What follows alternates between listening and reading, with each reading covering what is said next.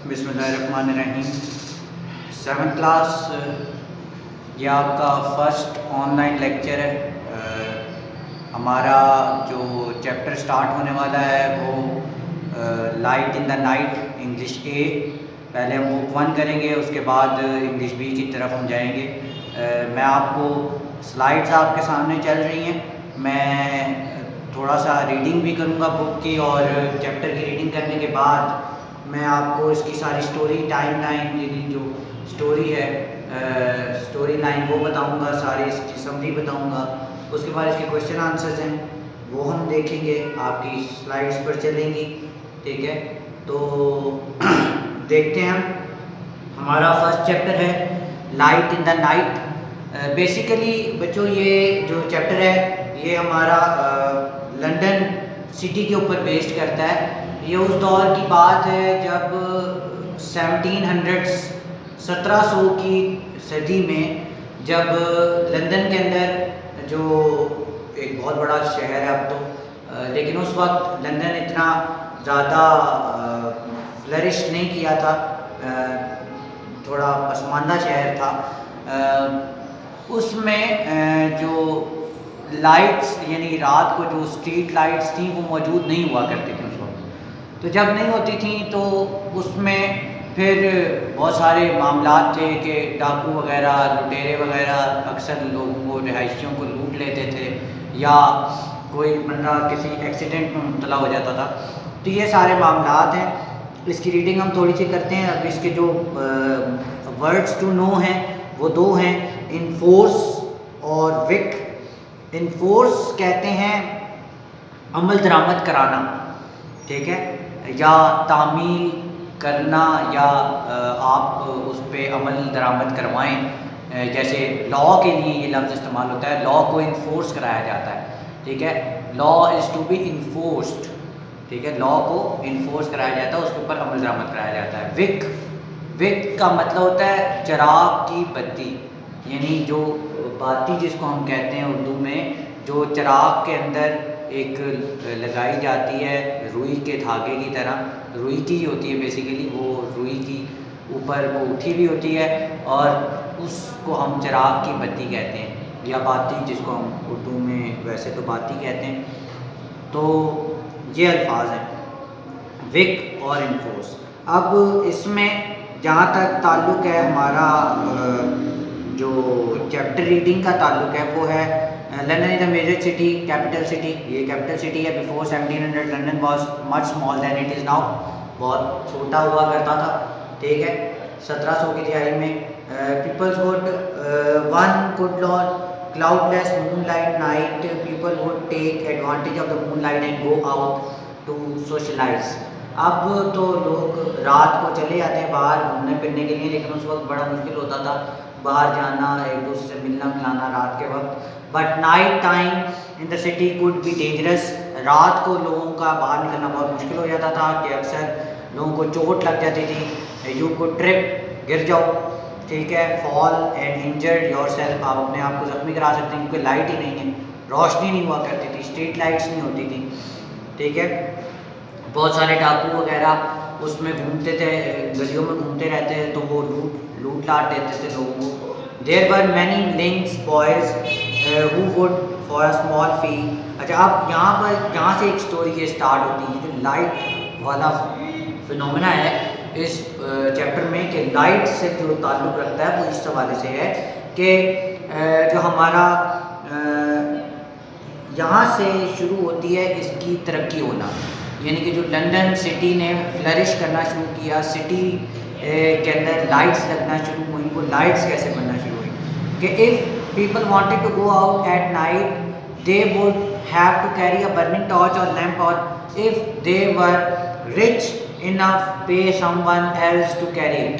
अब होता यूँ था कि जब पहले दौर में जब लाइट नहीं होती थी तो लोग, जो अमीर लोग थे, वो अपने साथ कुछ टॉर्च वगैरह, लाइट वगैरह या लालटेन वगैरह अपने साथ लेकर रखते थे। तो जो बहुत अमीर होते थे तो वो अपने साथ कुछ नौकर चाकर भी रखते थे, जो उनके साथ आगे लाइट लेकर चलता था वो उसके पीछे पीछे चलते थे। ठीक है, अब there were many link boys who would for a small fee hold a burning torch or lamp ahead for people so that they could see the way through the dark street. ये वही वाली बात जो मैंने अभी आपको बता दी, थोड़े से पैसे उसको दिए जाते थे, वो लालटेन पकड़ के आपके आगे चलता था और बाकी लोग उसका पीछा करते थे कि उसके पीछे पीछे चलते थे। तो बेसिकली इनको लिंक बॉयज़ कहा जाता था। अब उसके बाद जब आहिस्ता आहिस्ता हुआ, some of these link boys were dishonest, कुछ लोग इसमें 2 नंबर भी होते थे, यही 2 नंबर मुराद ये है बेईमान होते थे। वो पैसे तो ले लेते थे अपने काम के, लेकिन एक और नुकसान ये करते थे कि वो ये करते थे कि लूट लाट लेते थे इन लोगों को। जब लूट लाट लेते थे तो बेचारे हाथ पैर से नुकसान हो जाता था उनका, यानी कि वो कभी कभी नुकसान भी पहुँचाते थे, पैसे लूट लेते थे, जिस्मानी तौर पर भी नुकसान होता था। By the early 1700s busy cities like London and Paris had street lamps in some areas. अब पेरिस का जहाँ तक ताल्लुक़ है, वो पुराना शहर ज़रूर है, लेकिन वो पेरिस लंदन से ज़्यादा पहले ही जो बेहतर शहर थे उनमें शुमार उनका होता था। In Paris which had street lamps before London, Paris में स्ट्रीट लैम्प लंदन से पहले ही मौजूद थे, यानी वो पहले से तरक्की याफ्ता था, लंदन बाद में तरक्की याफ्ता हुआ। The first street lamps were actually light placed in the Windows of houses.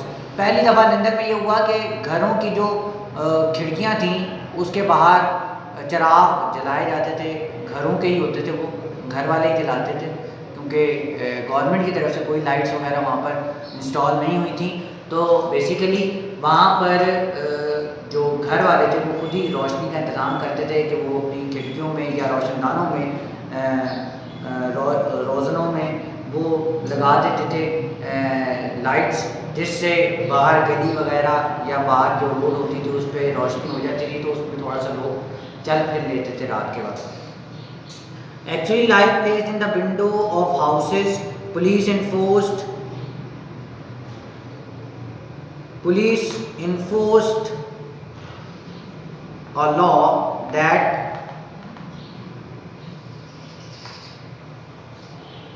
said every house had to have a lamp burning in the window। अब बात ये हुई कि लॉ आ गया बीच में, उन्होंने कहा अब ये ज़रूरी हो गया है कि हर घर वाला अपनी खिड़की में या अपने रोशनदान में एक चिराग ज़रूर जला के रखेगा, सारी रात वो चिराग जलता रहेगा, और अगर वो चिराग कोई बंदा नहीं जलाएगा तो उसको जुर्माना हो सकता है या उसको कोई सज़ा हो सकती है। तो ये लॉ ने फिल वक्त ये काम शुरू किया कि जी ये काम होना चाहिए। The street lamps reassured people and made them feel safer. अब ये स्ट्रीट लैम्प्स लग गए जो घर वाले लगाते थे, जलाते थे, तो इससे लोग थोड़ा अपने आप को महफूज समझने लगे और अपने आप को थोड़ा यानी कंफर्टेबल रहते थे कि यानी कि अब हम रात को बाहर गैदरिंग के लिए निकल सकते हैं। The authorities realize the benefits they. अब क्या हुआ कि इससे बेनिफिट्स होना शुरू हो गए, अथॉरिटी जो गवर्नमेंट थी उससे उनको अंदाज़ा हो गया कि हाँ जी इसका फ़ायदा है, तो उन्होंने फिर इस पर काम करना शुरू कर दिया।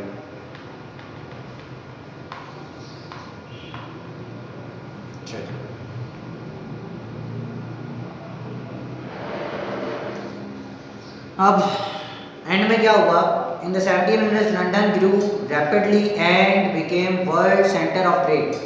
1700s में जब लंदन बहुत तेज़ी से ग्रो करना शुरू हुआ, यानी कि फलना फूलना शुरू हुआ, तो फिर एंड में एक वक्त आया कि लंदन जो था वो तिजारत का एक हब बन गया, एक यानी जो आप समझ लें सेंटर ऑफ ट्रेड, यानी जहाँ पर कारोबार बहुत ज़्यादा होता था, वो एक ऐसा शहर बन गया।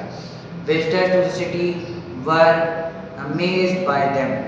अब बहुत सारे लोग जो बाहर से आते थे सैर करने के लिए, तो उनको देखकर बड़ा लुत्फ़अंदोज़ होते थे। स्ट्रीट लैम्प्स लगना शुरू हुए। अच्छा, वो स्ट्रीट लैम्प्स जो लगे, London had so many street lamps that visitors to city were amazed by them. The lamps were fueled by wax or oil that gave off an unpleasant smell and often dripped. अब सबसे पहले तो ये शुरू हुआ कि जी oil lamps जलाना शुरू हुए। ऑयल लैंप तो जलाए, लेकिन उससे प्रॉब्लम भी होती थी कि अक्सर वो बंद हो जाते थे हवा के झोंके से, या वो जो क्या नाम है ऑयल था उससे बड़ी एक बुरी सी यानी कि आप समझ लीजिए अनप्लेजेंट का मतलब होता है अच्छी ना लगने वाली, यानी कि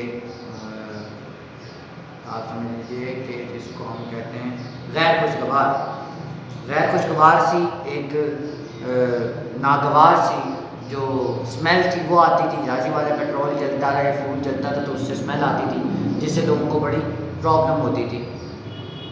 one German tourist visiting London in 1700s wrote in his diary, as it was quite dark when I came back the first evening, I was astonished at the admirable manner in which the streets are lighted up. The bright lamps made the city seem exciting and lively. The lamps are so near each other that even on the most ordinary and common nights the city has the appearance of a festive illumination. अब एक German जो writer है वो ये लिखता है कि मैं जब गया लंदन में इस वक्त में जब ये लैंप्स लगे तो वो एक दूसरे से बहुत करीब लगे हुए थे। तो करीब लगे होने से ऐसा लगता था जैसे एक त्यौहार का सा माहौल है शहर में, और त्यौहार की तरह जो लाइटिंग है वो हुई भी है। अब वो उसके लिए बड़ा एक फैसिनेटिंग था, एक बड़ा शानदार, एक उसको खुशगवार लगा। अब उसने अपनी डायरी में ये बातें लिखी। The lamp lighters quickly became an important and valued part of society. अब ये लैम्प लाइटर्स का एक बड़ा बेहतरीन कैरेक्टर है जो क्या करते थे कि इनकी ड्यूटी लगी हुई थी कि जी हर लैंप को आपने जलाना है, और अगर कोई खुदा न खास्ता बुझ गया तो दोबारा आपने उसके ऊपर नज़र रखनी है कि वो लाइट्स जो हैं वो जलती रहें, बुझनी नहीं चाहिए। This was because they often became the key figure in their communities. अब उनकी इस वजह से बड़ी एक रेप्यूट बन गई कि जनाब ये हमारे इलाके का लैंप लाइटर है, यानी कि ये हमारे इलाके की सारी रोशनियाँ वगैरह बहाल रखता है, हमारी गलियों की, हमारी रोड्स की, तमाम सड़कों की जो रोशनी है वो बहाल रखता है रात के वक्त। तो वो बड़ा एक इज़्ज़त अफ़ज़ा और बड़ा एक शानदार कैरेक्टर बन गया उस वक्त का। क्या हुआ कि जी उसके बाद जब ये ख़त्म होना शुरू हुआ, the lamp post of London were designed with bar sticks out on their side at the top so that the lamplighters could safely rest his ladder on them. Lamplighters moved quickly, carrying their ladders and going up and down it hundreds of times a day. The lampposts were decorated with the royal crest and were looked after carefully by the lamplighters.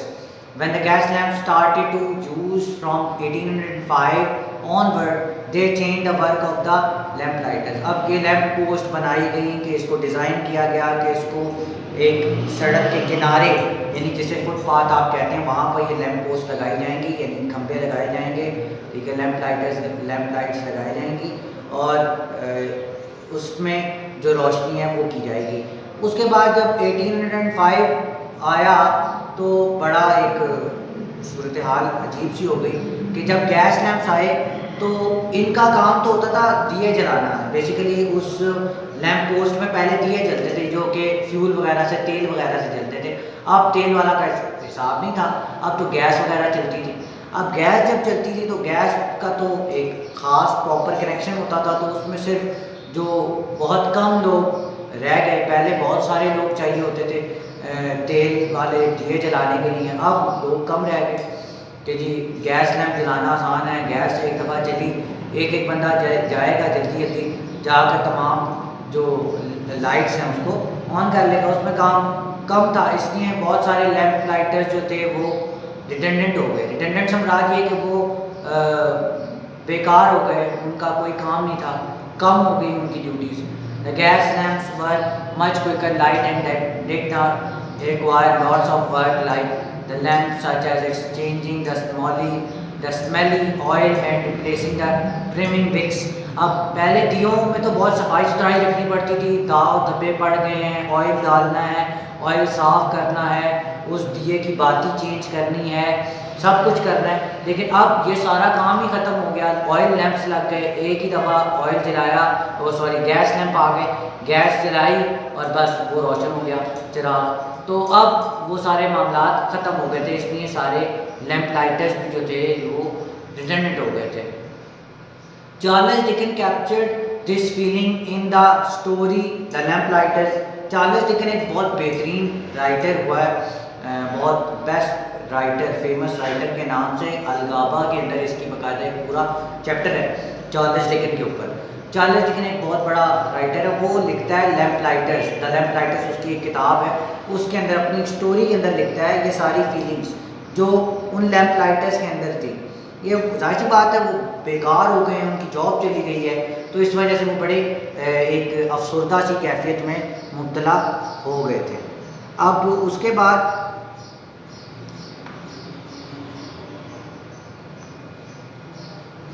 आई फॉरसी, ये सारे अल्फाज जो हैं ये Charles Dickens के लिखे हुए हैं, जो ऊपर लिखे हुए हैं ये सारे चार्ल्स डिकन के अल्फाज हैं। I foresee this the breaking up of our profession, there is no more going the rounds to trim by daylight, no more dribbling down of the oil on the hats and bonnets of the ladies and gentlemen. When one feel in spirits, any low fellow can light a gas lamp.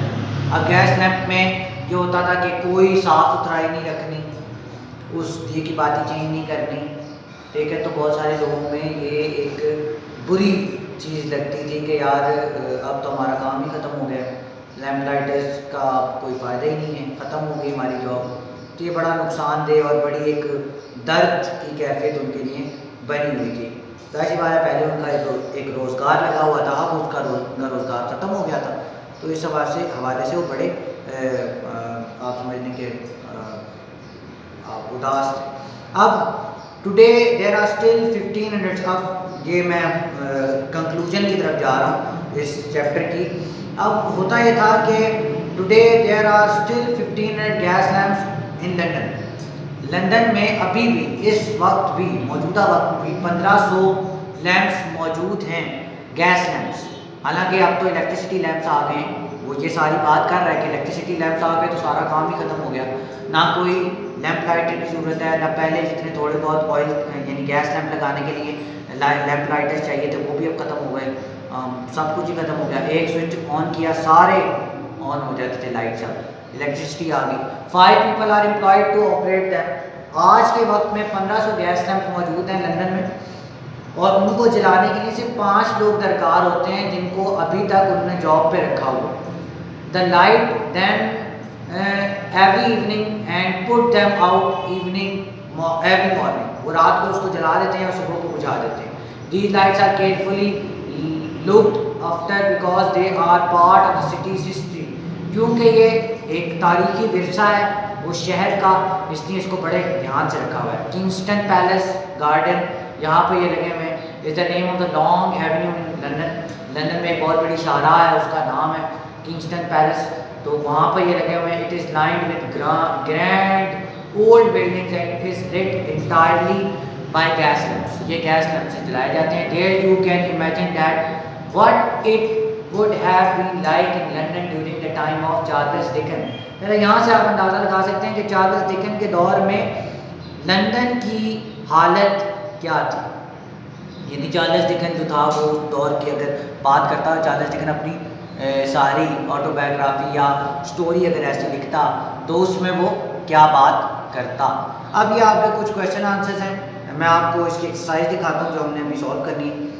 ये हमारा English B का है, इसको हम बाद में देखते हैं, पहले हम इसको ज़रा क्वेश्चन आंसर देख लेते हैं। मैंने आपको 2 करवा दिए हैं इसके मीनिंग्स। इन्फोर्स है तामील करना, विक का मतलब चिराग की बत्ती या चिराग की बाती, ये बेबाते ये बाती भी लिख सकते हैं इसको, ठीक है। उसके बाद अब जरा हम क्वेश्चन आंसर्स पे आए थे जल्दी से। Before street lamps were introduced what did people do on cloudless moonlight nights. कहते हैं जब ये लाइट्स नहीं आई थी, यानी लैंप्स नहीं थे, स्ट्रीट लैंप्स नहीं थे, तो लोग रात को क्या करते थे जब रोशनी नहीं होती थी, चांद भी नहीं निकलता था, why did they need to wait for these weather conditions, कि जब चाँद निकले तो फिर हम बाहर जाएं, क्यों उनको ये वजह पेश आती थी रात को बाहर नहीं निकलते थे। अब उसका आंसर देखिए, before street lamps were introduced people would take advantage of the moonlight on cloudless night and go out to socialize. If the moonlight was hidden by the clouds, or if the moon was not full or nearly full, these would be no light. There would be no light. When if was dark, then when it was dark. If नहीं है, ये it है. It was dark because there were no street lamps.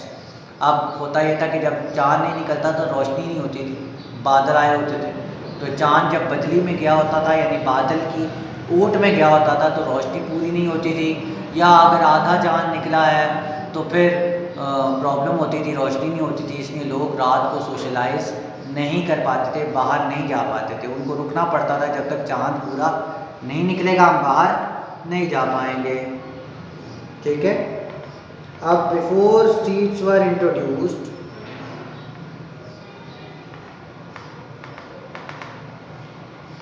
before street lamps were introduced, what were the dangers that people faced if they went out at night? कहते क्या मसाइल दरपेश होते थे अगर वो रात को बाहर जाएं और अंधेरा भी हो, तो उस वक्त में क्या मसाइल पेश आते थे। वो ये होता था कि बिफोर, अब मैं ये ज़रा नीचे कर रहा हूँ क्योंकि लाइट का अक्स पड़ रहा, आपको इसी से देख कर नोट भी करना है। Before street lamps were introduced, the dangers that people faced if they went out at night were that they could trip, fall and injure themselves, or drown if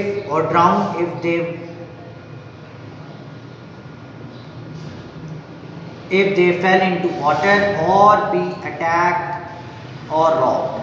क्या होता था कि रात का अंधेरा है, कोई भी मिसहैप हो सकता है, चोट लग सकती है, गिर सकते हैं, या किसी पानी के नहर दरिया में गिर गए तो डूब जाएंगे, या अंधेरा है तो कोई चोर चक्का डाकू उनको लूट सकता है। इस हवाले से मसाइल पेश आ सकते हैं। Who were link boys and what did they do? The link boys were young men who would for a small fee hold a burning torch or lamp ahead of the people so that they could see the way through the dark streets। Street lamps कौन थे और उनका क्या काम था?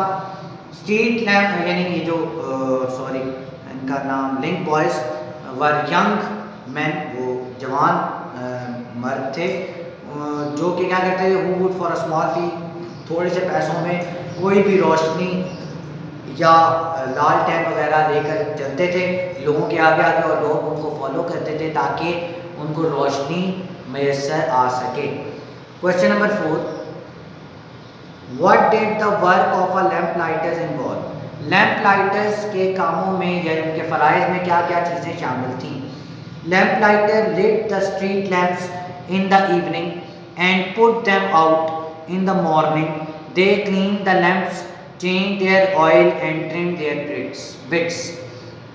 Lamp lighters street lamps को रोशन रखते थे, रात को जलाते थे, दिन में उसको ऑफ कर देते थे। They clean the lamps, lamps को साफ़ करते थे, साफ़ सुथरा रखते थे, और उन दियों की जो बाती होती है उसको अपनी सही हालत में रखते थे, उसको यानी कि तराश उसकी बरकरार रखते थे ताकि वो सही तरह जल सके। रफली how many gas lamps are there in the London today? आज के दौर में लंदन में कितने स्ट्रीट लैम्प्स मौजूद हैं? In London today there are रफली 1500 gas lamps.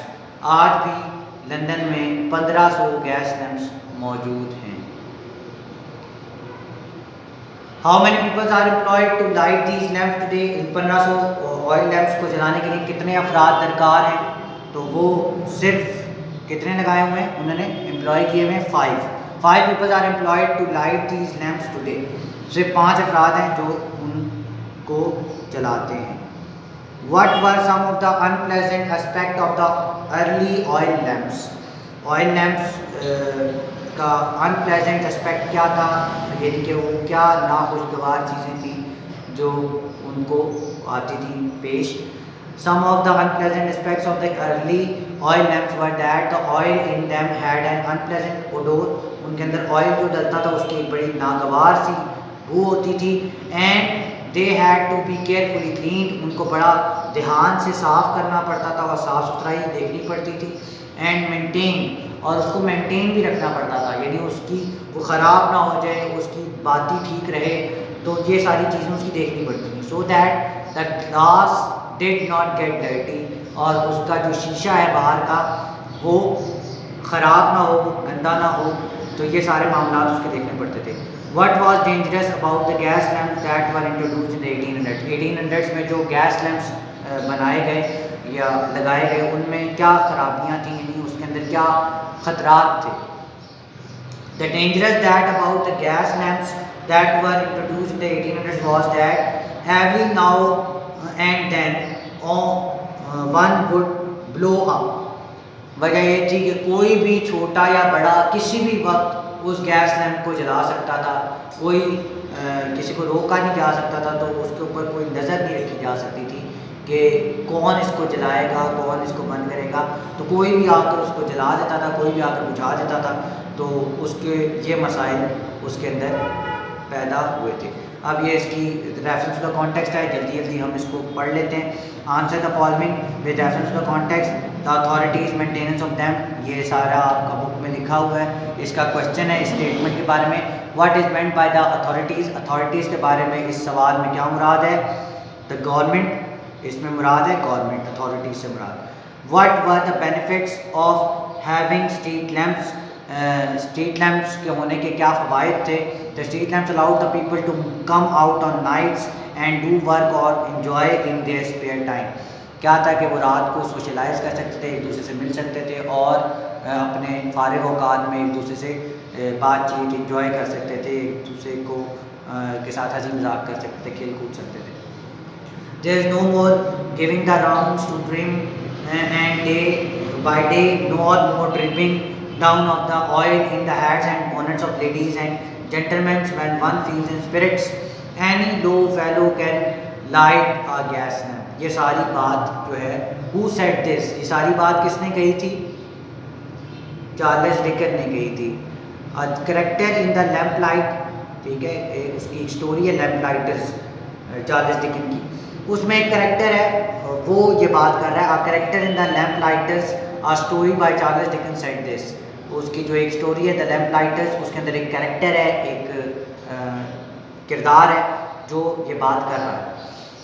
The three sections that are underlined are example of old fashion language, discuss what each one means and write down your answer. The underlined section means, अब कुछ sections underline किए हैं आपकी book के अंदर, वो लिखा हुआ है the underline section means no more going to check lamp post. अब कोई नहीं जाता था, क्योंकि जब से ऑयल गैस लैम्प्स आए थे तो कोई उनको देख रेख करने नहीं जाता था, क्योंकि ज़रूरत नहीं पेश आती थी। When one is in a jocular mood, जब भी कोई शरारत में होता तो वो ऑयल लैम्प को जला लेता था। एनी ऑर्डिनरी मैन, कोई भी आम आदमी भी कोई भी हो, जब वो जी चाहे उसका वो जला लेता था उस गैस लैम्प को। और ये आखिरी है, give the meanings of each word given below, नीचे दिए गए वर्ड्स के दो मीनिंग हैं हर वर्ड के, तो आपने वो लिखने। लेकिन कैपिटल का एक मतलब होता है सरमाया, यानी जो बिज़नेस में लगाया जाता है, और एक कैपिटल का मतलब होता है दारुल हुकूमत, जहाँ पर आपका कैपिटल, जैसे हमारा कैपिटल इस्लामाबाद है, इस तरह। ट्रिप का मतलब एक होता है ट्रिप दौरा करना, या ट्रिप का मतलब ठोकर खाना, ठोकर लग जाए तो उसको भी हम ट्रिप कहते हैं। लाइट का मतलब एक होता है हल्का और एक होता है रोशनी, ठीक है। और एक होता है क्रेस्ट का मतलब होता है अलामत, और दूसरा ताज जो सर पे पहना जाता है। इशू, एक इशू का मतलब होता है जारी करना, यानी जैसे करेंसी नोट इशू होता है, और दूसरा इशू का मतलब होता है मसला, ठीक है। ऑपरेट का एक मतलब है ऑपरेशन करना, जो डॉक्टर्स वगैरह करते हैं, और एक ऑपरेट का मतलब होता है काम करना या चलाना। ये काम करना या चलाना दोनों लिख सकते हैं आप। Use that verbal phrase. अब ये जो 2-3 सवाल हैं ये हम इंशाल्लाह नेक्स्ट वीक में कंक्लूड करेंगे, छोटे से हैं, और हम अगले ही वीक में नए चैप्टर की तरफ चले जाएंगे। Thank you very much. आपका ये जो मैंने वीडियो स्लाइड्स आपको दिखाई हैं, ये आप नोट करेंगे कॉपी पे, ये सारा कॉपी आप तैयार करेंगे। जो काम बुक पर हुआ, अगर मैंने जितना करवाया है बुक पे, वो आप बुक पे नोट करेंगे, और कॉपी का जितना है वो कॉपी पे नोट करेंगे। तो इंशाल्लाह इससे एक दिन ऐसा ज़रूर होगा जिसमें आपका टेस्ट होगा, और वो भी ऑनलाइन होगा। और जब तक के स्कूल नहीं खुलते, इंशाल्लाह उम्मीद है जल्दी खुल जाएंगे, तो फिर उसमें आप लाइव इंटरेक्टिव वर्कशीट्स के थ्रू भी आप टेस्ट दे सकेंगे। तो let's conclude for today and hope to meet on Monday, next Monday इंशाल्लाह। Thank you very much. अल्लाह हाफिज़।